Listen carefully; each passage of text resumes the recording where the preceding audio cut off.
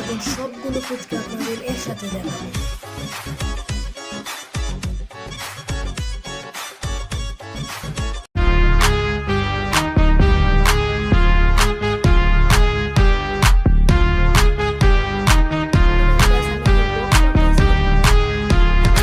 Hey guys, Assalamualikum. This is Abdullah and Welcome to my another vlog. So guys, আজকের ব্লগটি কি নিয়ে তো ভুলেই গেছি। মেয়েটা সার্চ করি, গুগলে সার্চ করি, এই যে দিলাম আজকের ব্লগটি কি নিয়ে। ও তো ভুলেই গেছিলাম। আজকের ব্লগটি হচ্ছে গাইস, আজকের ব্লগটিতে আমরা একটু ফুচকা বানাবো এবং আপনাদেরকে দেখাবো। কারণ গাইস আজকে একটু ফুচকা বানাচ্ছি, কারণ গাইস আপনারা তো জানেন যে গাইস অনেক দিন ধরে বৃষ্টি পড়ছে, এই জন্য আমি ছাদেও ভিডিও করতে পারছি না, আবার বাইরে যেও ভিডিও করতে পারছি না। এই জন্য গাইস এই ব্লগটা দিতে অনেক দেরি হয়েছে। ভাবতেছি কালকে বৃষ্টি পড়বো না, আচ্ছা কালকে ছাদে যাবো, কালকে বৃষ্টি পড়বো না, তাহলে কালকে বাইরে যা ব্লগ করুন। এমনি করতে অনেক দিন হয়ে গেছে। এই জন্য গাইস অবশেষে ভাবলাম না আর দেরি করা যাবে না, আজকে একটা ব্লগ বানাতে হবে। আর গাইস আপনারা এই যে যেদিন আপলোড হয়েছে এই দিন একটু পরে আপলোড হবে, আর আমি এখন ব্লগ করতেছি। সো গাইস আজকে ব্লগটিতে আমরা ফুচকা বানাবো এই আবহাওয়ার কারণে, অনেক বৃষ্টি হওয়ার কারণে। তাহলে গাইস এত কথা বাড়া লাভ নাই, আমরা ডাইরেক্ট আমাদের ফুচকা বানানোর সেই কাজে চলে যাই।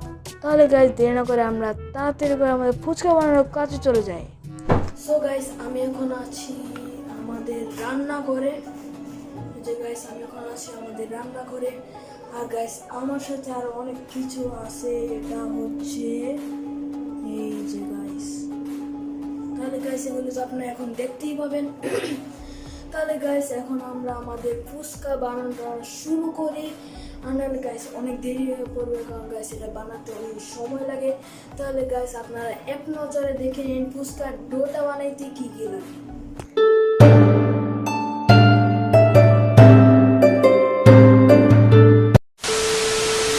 হাফ কাপ আটাটা আমরা এই বোলের মধ্যে ঢালি, সুজিটা ঢালি।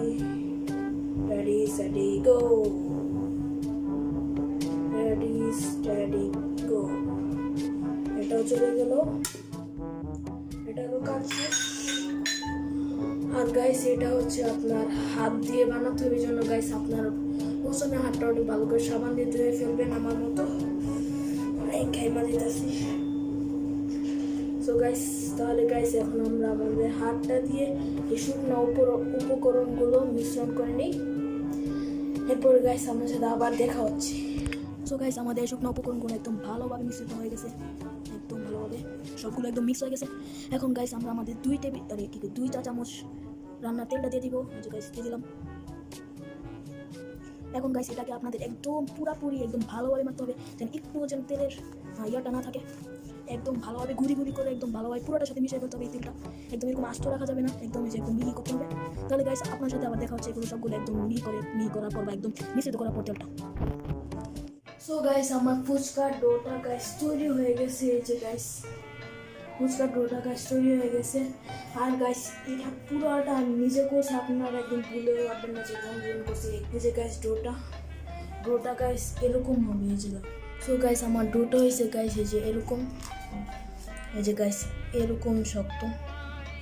আর গাইস প্রথম আপনাদের অনেক শক্ত লাগবে, এরপর গাইস অনেকক্ষণ মুথার পর আপনাদের এটা একদম একটু হালকা একটু নরম হবে। এই যে গাইস দেখতেই পারছেন। সো গাইস এরপরে গাইস আর একটা জিনিস করতে হবে, এটা গাইস আমি এখনই আনতেছি, আর এটা একটু পজ করি। এখন গাইস আপনাদের এটা একটা ভেজা কাপড় নিতে হবে পরিষ্কার, এবং এটা হচ্ছে আপনাদের হালকা একটু চিপে নেবেন। এরপরে গাইস এটা আপনাদের উপরে দিয়ে এভাবে দিয়ে দিতে হবে। এই যে গাইস আমি যেভাবে দিয়ে দিচ্ছি, এই যে গাইস দেখেন একদম যেন কোনো হাওয়া বাতাস না ঢুকতে পারে। এরপরে গাইস এটাকে আমাদেরকে 1 ঘন্টা রাখতে হবে।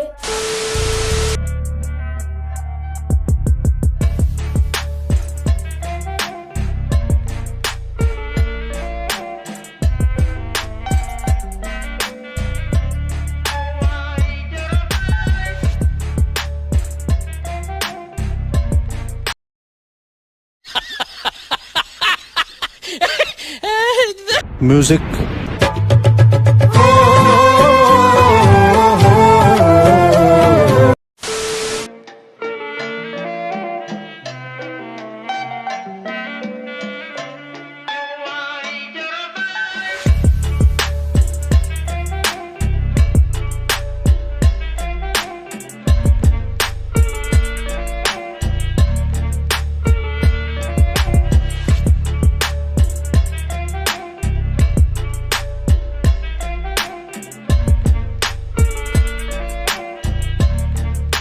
সো গাইস আমাদের তেল গরমে দেওয়া হয়ে গেছে এই যে আর গাইস আমাদের ফুচকা বানানো হয়ে গেছে এই যে তাহলে গাইস তেলটা একদম ফুল গরম হতে হবে হাই হিটে ততক্ষণ পর্যন্ত আমরা অপেক্ষা করি সো গাইস আমরা এখন আমাদের তেলে আমাদের ফুচকাগুলো ঢেলে দিব এখন গাইস একটা চেক করি যে এটা হয়েছে নাকি এই যে গাইস দিলাম আল্লাহ যদি ফুলে যায় দেখি গাইস ফুলে নাকি ফুলে যা ফুলছে গাইস আমাদের ফুচকা ফুলে গেছে তো গাইস আলহামদুলিল্লাহ আমাদের ফুচকা ফুলছে একটা গাইস বাকিগুলো দিয়ে দিই আমি আর একটা দিলাম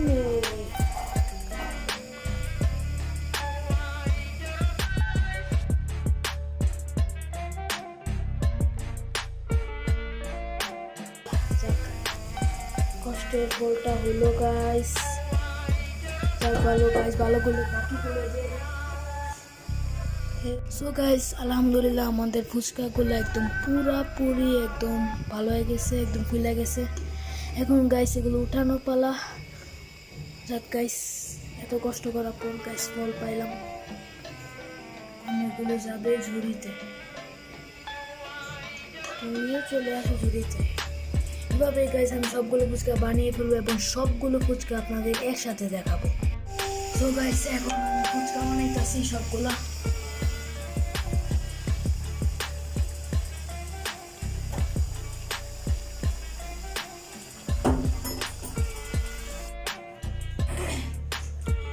সো গাইস আপনারা তো দেখলেনই গাইস আজকে আমি ফুচকাগুলো বানাই সো গাইস আজকে ব্লগটিতে গাইস আপনারা দেখলেন যে গাইস আজকে ব্লগটিতে আমরা ফুচকা বানালাম এই বৃষ্টি আবহাওয়ার কারণে এত মানে বৃষ্টি তো হয়েছে ভালোই মানে একটু ঠান্ডাতে কিন্তু বাইরে তেমন যাওয়া যাচ্ছে না এই পানির কারণে কাদার কারণে বাইরে ব্লগ করা যাচ্ছে না ছাদের মধ্যে দিয়ে বৃষ্টির কারণে ব্লগ করা যাচ্ছে না তবুও বৃষ্টি হওয়ার জন্য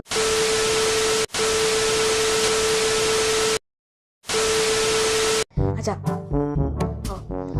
এই বৃষ্টি হওয়ার কারণে আমরা ছাদে দিয়ে ব্লগ করতে পারছি না এই জন্য গাইস অনেক কষ্ট হচ্ছে কিন্তু এই বৃষ্টি হওয়ার কারণে আমাদের অনেকই উপকার হচ্ছে আমরা অনেক এতদিন অনেক রোদ ছিল এখন একটু ঠান্ডা পাচ্ছি তো গাইস মাঝখান দিয়ে একটু নিয়ে যেতে হইব নাস্তা আনার জন্য তো গাইস আজকে ব্লগটি গাইস এই পর্যন্ত আজকে ব্লগটি শেয়ার করুন আমার চ্যানেলটি অবশ্যই সাবস্ক্রাইব করতে হবে আজকে আমি এখানে বিদায় নিচ্ছি আসসালামু আলাইকুম সবাই ভালো থাকবেন দেখা হচ্ছে কোনো নেক্সট